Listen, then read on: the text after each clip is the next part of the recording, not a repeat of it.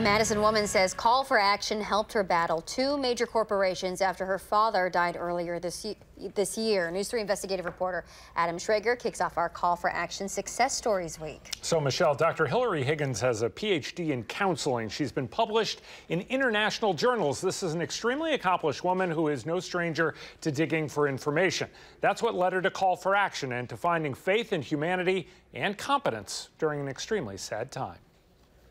When your loved one passes, what should follow should be as smooth as possible. You're dealing with a loss you should not have to deal with a bunch of administrative, bureaucratic, just chaos. Dr. Hillarie Higgins lost her father Gene to cancer this spring.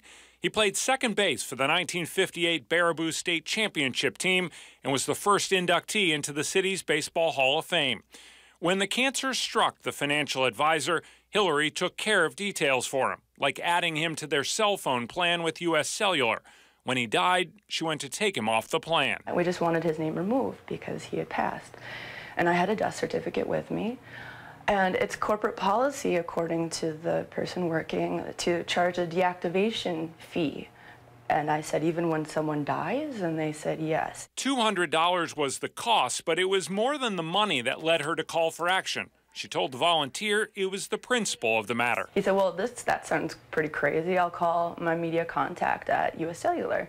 And then the next week, that individual from U.S. Cellular called and said, oh my goodness, we'll waive that fee. That's ridiculous. During this time, she couldn't get New York Life to transfer a life insurance policy for her mother, Beverly, into a burial trust with a Baraboo funeral home.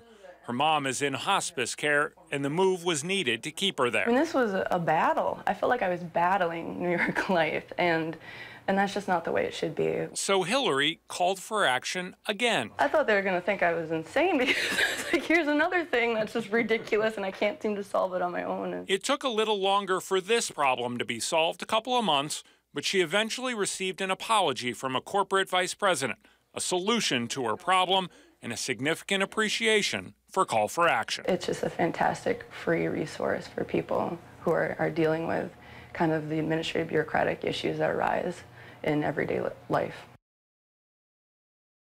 So Hillarie specifically complimented the volunteers for their repeated phone calls to her to make sure her problems were solved. Follow through, she said, from beginning to end. Coming up tomorrow night, Call for Action Success Story Week continues with the story of how a volunteer helped a grieving fiancé get her money back, Michelle, from an area chapel. Wow, that's amazing.